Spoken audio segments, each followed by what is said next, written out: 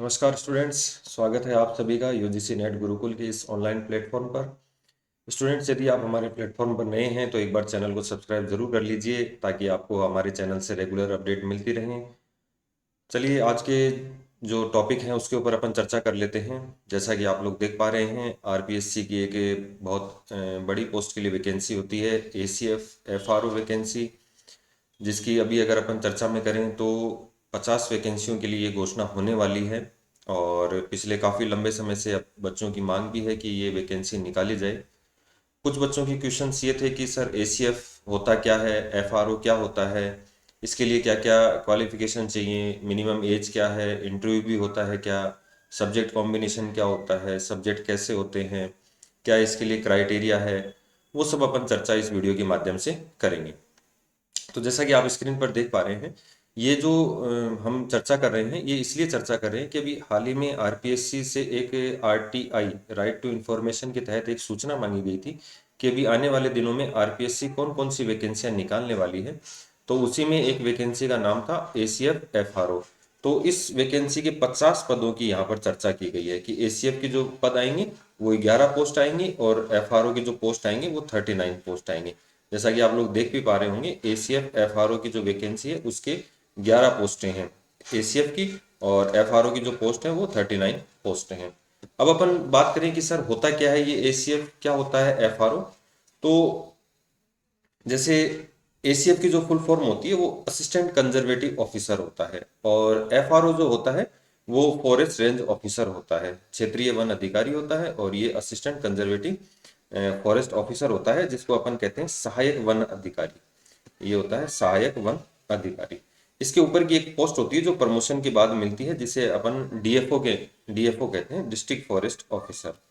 ठीक है, ये डायरेक्ट वैकेंसी नहीं होती है, डीएफओ प्रमोशन के आधार पर ही बनता है। अब सर होता क्या है एसीएफ एक्चुअल में, अगर अपन बात करें, हमारा जो पहला क्वेश्चन होता है वो यही होता है कि सर एसीएफ होता क्या है। तो देखिए, मैं आपको एक चर्चा करूं कि अगर हम राजस्थान सरकार में सबसे बड़े प्रशासनिक अधिकारी की बात करें कि राजस्थान का सबसे बड़ा प्रशासनिक अधिकारी कौन होता है, तो वो आरएएस होता है। राजस्थान का जो सबसे बड़ा प्रशासनिक अधिकारी होता है वो आरएएस होता है। ठीक है, पुलिस महकमे का अगर अपन बात करें तो आरपीएस होता है। पुलिस महकमे का जो सबसे बड़ा अधिकारी होता है वो आरपीएस होता है। तो ऐसे जो वन विभाग है, वन विभाग का जो सबसे बड़ा अधिकारी होता है, जो पोस्ट के जरिए जिसकी सिलेक्शन होता है, वो एसीएफ होता है, असिस्टेंट कंजर्वेटिव ऑफिसर होता है। क्योंकि अगर हम भारत के ऊपर बात करें सेंट्रल स्तर पर, तो जैसे सेंट्रल का सबसे बड़ा आईएएस, सबसे बड़ा जो अधिकारी होता है वो आईएएस होता है। पुलिस डिपार्टमेंट का आईपीएस होता है। तो ऐसे ही आईएफएस, इंडियन फॉरेस्ट सर्विस। ठीक है, इसी इंडियन फॉरेस्ट सर्विस के तहत राजस्थान में जो अपन बात करते हैं वो जो एक पद होता है वो इस एसीएफ का पद होता है। तो उम्मीद कर रहा हूँ ये आप लोगों की बात समझ में भी आ रही होगी कि हम जिस पोस्ट की बात कर रहे हैं वो कौन सी पोस्ट है, वो ये इस एसीएफ की पोस्ट है। तो हम अगर इसकी एक तरीके से बात करें तो जो तहसीलदार होता है या जो प्रशासनिक अधिकारी होता है उसके बराबर की ये पोस्ट है। ऐसे बच्चे जो डायरेक्ट अधिकारी बनना चाहते हैं लेकिन उनका आरएएस वगैरह में सिलेक्शन नहीं हो पा रहा है, तो ऐसे बच्चों को मैं सजेस्ट करना चाहूंगा कि आप लोग इस वैकेंसी के लिए बिल्कुल परफेक्ट हैं, यदि आप जो हम सब्जेक्ट्स की चर्चा करेंगे उस बैकग्राउंड से आप संबंधित हैं। तो उम्मीद करता हूँ ये आपको समझ में आई होगी। तो एसीएफ जो है वो राजस्थान सरकार का सबसे बड़ा वन अधिकारी होता है, और जो आरपीएससी एग्जाम के माध्यम से सेलेक्ट करती है। अभी थोड़ा सा जो हम चर्चा करेंगे वो पिछली वैकेंसी के आधार पर चर्चा करेंगे। पिछली वैकेंसी में क्या क्या इसकी एलिजिबिलिटी थी, क्या क्या क्राइटेरिया था, उसी आधार पर मैं आपको एक चीज और बता दूं यहाँ पर कि जो बच्चे पूछ रहे हैं कि सर इसकी वैकेंसी कब तक आएगी, तो जहां तक मुझे आइडिया है अक्टूबर 2025, अक्टूबर 2025 आपके लिए ये सुनहरा अवसर रहने वाला है कि अक्टूबर में आप लोगों के लिए वैकेंसी हर हाल में आ जानी चाहिए। हालांकि ये वैकेंसी उसी समय घोषित होनी थी, लेकिन राजस्थान सरकार द्वारा इसके लिए वापस जो वन विभाग है उसमें कुछ शुद्धिकरण के लिए इसको वापस भेजा गया। तो वन विभाग की जो रिपोर्ट है वो अभी आना बाकी है, वरना ये फाइनल थी कि अभी तक ये वैकेंसी आ चुकी होती। क्योंकि 2018 के बाद ये वैकेंसी अभी तक नहीं आई है, 2018 के बाद ये वैकेंसी नहीं आई है। तो इसलिए ये वैकेंसी आप मान के चलिए अक्टूबर 2025 में आप लोगों के लिए फाइनल होने वाली है। अब देखो, पद बढ़ने की बात आती है, कई बच्चों को लगता है कि सर इसमें पद बहुत कम है, तो मैंने इसीलिए इस विज्ञापन को मैंने लेकर आया हूं कि जैसे इस वैकेंसी के अंदर हम बात करें तो ये 99 जो पद थे ये सहायक वन रक्षक के थे और वन रेंज ऑफिसर के 70 पद थे।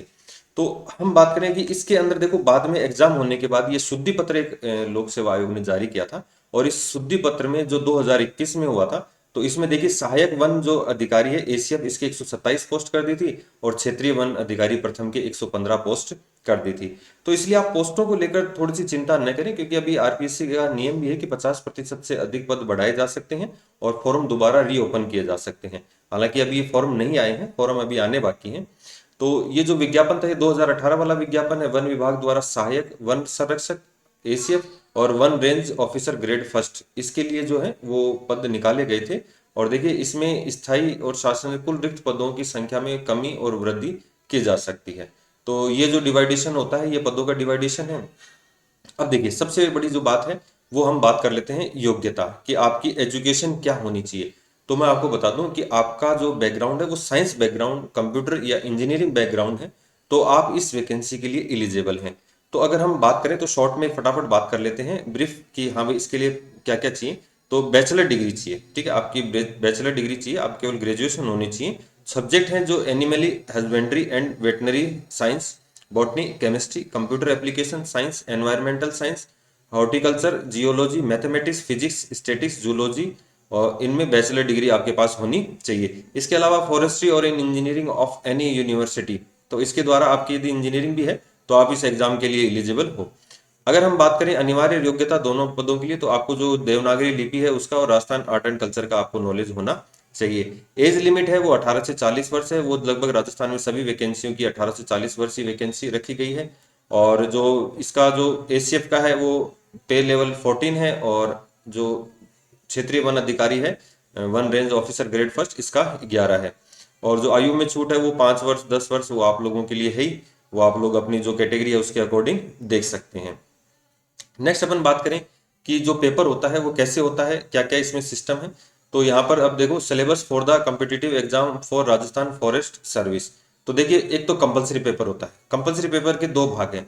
एक पेपर में तो आप लोगों के लिए जनरल नॉलेज जो राजस्थान का हिस्ट्री आर्ट एंड कल्चर वगैरह इसके अंदर आपको होना चाहिए।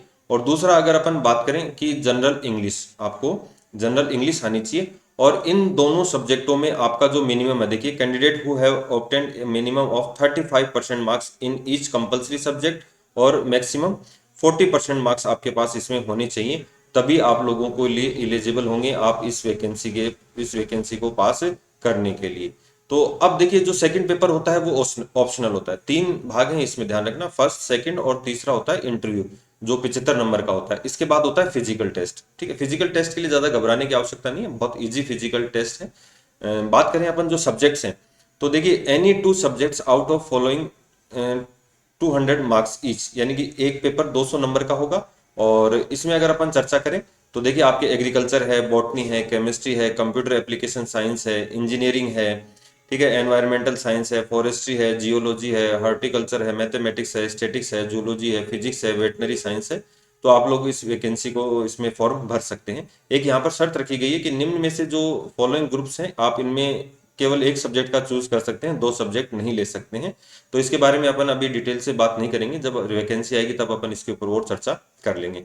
इसमें जो हाइट का क्राइटेरिया है वो पुरुषों के लिए 163 सेंटीमीटर है और जो चेस्ट है वो 84 है। फुलाने के बाद इसमें 5 सेंटीमीटर का फुलाव होना चाहिए। महिलाओं के लिए हाइट 153 है और 79 चेस्ट है और इसमें फुलाव 5 सेंटीमीटर होना चाहिए। इसके अलावा वॉकिंग टेस्ट है, यानी कि पुरुषों के लिए 25 किलोमीटर और महिलाओं के लिए 26 किलोमीटर है, 16 किलोमीटर है। और ये 4 घंटे में आपको ये करना है, मतलब पैदल चाल है और आप इसको इजीली कर सकते हैं। क्योंकि अपन राजस्थान पुलिस में बात करें तो 1 घंटे में आपको ये दौड़ना पड़ता है 10 किलोमीटर, तो यहाँ 4 घंटे में आपको 25 किलोमीटर है, तो काफी इजी है। तो ये इसका जो आपका है क्राइटेरिया रहेगा। इन प्रोसेस से गुजरने के बाद आप लोग इस वैकेंसी के लिए एलिजिबल हो जाते हैं। एक और होता है, इसके अंदर स्केलिंग चलती है, इस वैकेंसी में स्केलिंग चलती है। और स्केलिंग में ऐसे सब्जेक्ट्स जैसे एनवायरमेंट वाले स्टूडेंट्स को पिछली वैकेंसी में थोड़ा सा नुकसान हुआ था, पेपर इजी रहता है, हर कोई एनवायरमेंट पढ़ लेता है तो उसके नंबर अच्छे आ जाते हैं। वहीं अपन बात करें फिजिक्स है, बॉटनी है, केमिस्ट्री, इन स्टूडेंटों के नंबर जैसे मान लो 115 नंबर आए तो इनका स्केलिंग में बढ़ के 200 में से 200 अंक हो गए थे। तो इन स्टूडेंटों को यहाँ पर काफी बेनिफिट मिला था। तो यदि आप फिजिक्स केमिस्ट्री से हैं तो मैं आपको ये कहूँगा कि आप इसकी तैयारी कर सकते हैं। तो ऐसे स्टूडेंट्स जिनकी इच्छा अधिकारी बनने की है, तो आप लोगों को ये तैयारी जरूर करनी चाहिए, और जहाँ तक मैं उम्मीद करता हूँ अक्टूबर तक आपके ये वैकेंसी आपको देखने को मिल जाएगी। तो हमारी शुभकामनाएं आपके साथ हैं। इसके अलावा जो पेपर फर्स्ट होता है वो राजस्थान जीके का होता है कंप्लीटली, और उसमें थोड़ा इंडिया जीके भी होता है, तो वो पेपर आप इजीली तैयार कर सकते हैं। आपको जो भी जानकारी चाहिए आप कमेंट के माध्यम से हमसे पूछ सकते हैं, और उम्मीद करता हूँ वीडियो आपके लिए काफ़ी बेहतरीन रहा होगा। ऐसी जानकारियों के लिए यूजीसी नेट गुरुकुल के साथ बने रहिए, और आगे की जो तैयारियां हैं वो हमारे जेआरएफ अड्डा ऑफिशियल एप्लीकेशन है, आप उसको डाउनलोड करके कर सकते हैं, जिसमें नेट असिस्टेंट प्रोफेसर की सभी कोर्स आप लोगों के लिए अवेलेबल है। धन्यवाद।